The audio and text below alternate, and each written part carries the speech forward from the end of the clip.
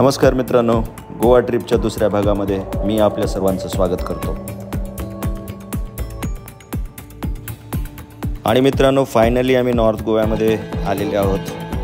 North गोव्यामध्ये सालधाना किले gardens कलिंगूट या ठिकाणी आम्ही 5 नाईटसाठी 1 BHKचा एक फ्लॅट रेंटवर घेतलेला आहे.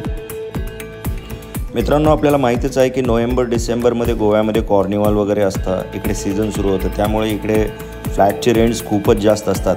बट आम्हाला सध्या हा जो 1 BHKचा फ्लॅट आहे, तुम्ही पाहू शकता, हे जस्ट 3000 रुपये एका नाईटसाठी, म्हणजे एवढ्या कमी रेटमध्ये आम्हाला हे फ्लॅट रेंटवर भेटलेलं आहे. मित्रांनो, याच प्रॉपर्टीमध्ये बाहेर स्विमिंग पूल पण आहे, त्या ठिकाणी तुम्ही त्या पूलचा आनंद घेऊ शकता. या प्रॉपर्टीचा ॲड्रेस मी डिस्क्रिप्शनमध्ये देईन. इकडे नॉर्थ गोव्यामध्ये पण भरपूर साऊथ इंडियन हॉटेल्स आपल्याला पाहायला मिळतात. त्या ठिकाणी तुम्ही south Indian food as a breakfast म्हणून करू शकता.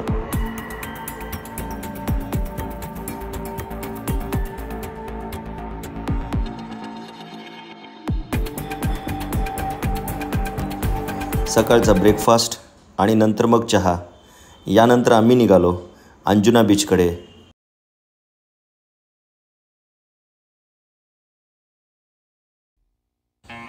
मित्रांनो, आम्ही ज्या ठिकाणी राहिलो सालधाना किले गार्डन्स, तिथून अंजुना बीच जे आहे ते जवळपास 7 किलोमीटर अंतरावर आहे. त्याचबरोबर बागा बीच जे आहे ते 2 किलोमीटर अंतरावरती आहे आणि कलिंगूट बीच जे आहे ते जवळपास 1.6 किलोमीटर एवढ्या अंतरावरती आहे. म्हणजे सालधाना किले गार्डन्स कलिंगूट या ठिकाणाहून 3 बीच आपल्याला खूप जवळचे आहेत, वॉकेबल डिस्टन्सवर आहेत.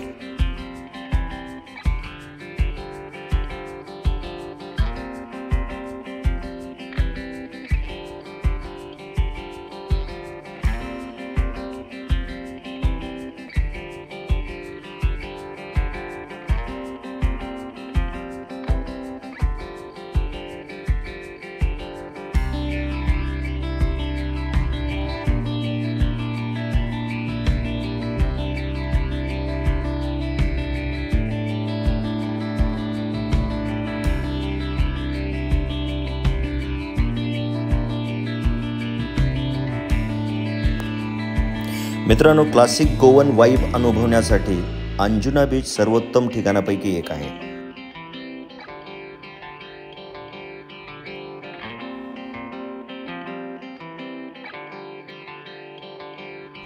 बीचकडे जाताना रस्त्यामध्ये आपल्याला शॉपिंगसाठी बरेच ऑप्शन या ठिकाणी अवेलेबल आहेत. दर बुधवारी या ठिकाणी पिसू बाजार भरतो आणि या बाजारात भरपूर गर्दी असते.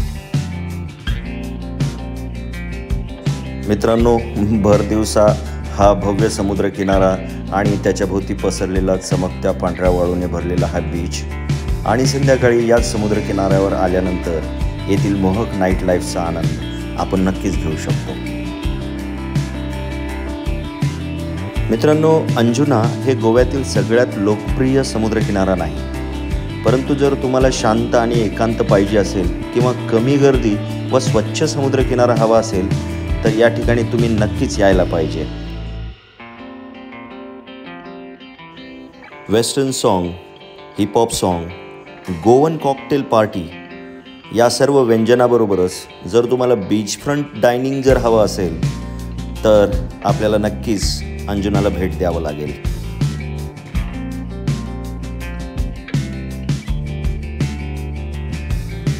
मित्रांनो, अंजुना बीचवरती वेगवेगळे वॉटर स्पोर्ट्स देखील अवेलेबल आहेत आणि थोडंसं बार्गेनिंग जर तुम्ही केलात तर या वॉटर स्पोर्ट्सचा जर पूर्ण पॅकेज विकत घेतलात तर ते तुम्हाला फार स्वस्तात पडेल.